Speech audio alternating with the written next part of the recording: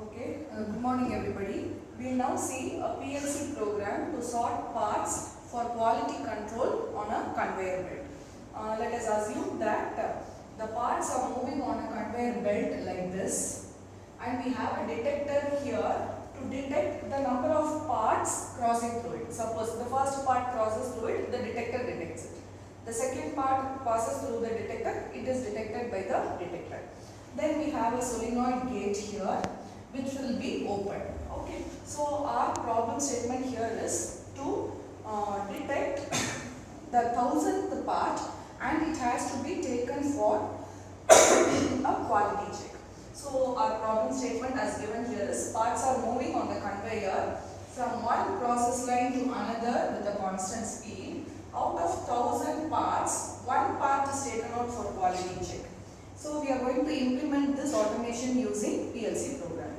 So I come again. So this is the conveyor belt. The parts are moving here. So this detector is used to detect the parts passing through it. So out of the 1000 parts passing through it, one part is taken out. So how that part is taken out is, we are going to activate a solenoid gate here to remove the part for quality control. So now the problem solution we are going to give here is to detect the parts. How do we detect the parts? A detector is used here. So the detector can be either a proximity switch or an optical sensor, or it can be any other type of sensor that can detect the part. Then what we are going to do is connect output of this detector to input module of PLC, which sets and resets the memory according to the parts detection. So give this detection as an input to up counter, which is incremented with each parts detection, and the counter preset value is set to 1000. Why 1000 means out of 1000 parts, one part has to be taken for quality check. So now the solenoid valve is operated for a few seconds to push the 1000th part for the quality check. So now we go to the next slide. So the next slide shows the a list of inputs and outputs. So we have the set of inputs and outputs here: start, stop, detector input, latching coil, conveyor motors, solenoid to operate gates, up counter, timer, reset. So these are the list of inputs and outputs, and their corresponding numbering is done here. So you can just go through it. So this is the ladder diagram. So now what we are going to do is, the parts are going to move on the conveyor belt. So each part is going to be detected by the detector. So when each part is detected by the detector, the counter is going to be incremented by 1. So when the 1000th part crosses through the detector, what it has to do is, it has to activate the solenoid valve. Okay, so now we will see the ladder diagram. So we have a start switch, which is going to be normally open. Then we are going to have a stop switch. So this is a normal line, which we all are familiar. Okay, so when the start switch is pressed, this becomes closed. Stop is closed by itself. So this latching bits get activated. So latching bit, you are providing a latching here in order to make it run continuously, which we are familiar about. Then the latching bit is taken to the next line, and to the latching bit, conveyor motor is connected as the output, which means when you start, the conveyor motor is going to start moving, which means the parts are going to start moving on the conveyor. Now what are you going to do when the parts starts moving on the conveyor belt? You are supposed to detect which part, either first one, second one, third one, like that we are supposed to detect it. So what are we putting there? We are putting a detector there. So start, latching bits get enabled there, which in turn latching bits gets enabled here.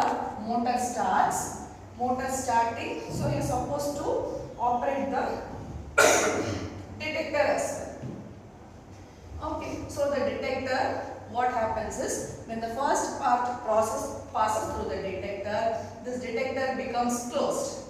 Latching bit is closed. So what happens to the counter? The counter gets enabled. The accumulated value in the counter changes from 0 to 1. The preset value in the counter is 1000, because we want to count up to 1000 parts. Okay. The next part passes through the detector. What happens to this counter value? The counter value gets incremented to 2. The next part passes through the detector. What happens to the accumulator value? It becomes 3. So and so each part passes through the detector. So what is our count value? Up to 1000. So when the 1000th part passes through the detector, what happens to this accumulator value? Accumulator value becomes 1000, which means your accumulated value becomes equal to the preset value, which means the counter has reached its maximum value. Okay, so when it has reached its maximum value, what happens to this done bit? The done bit changes from 0 to 1.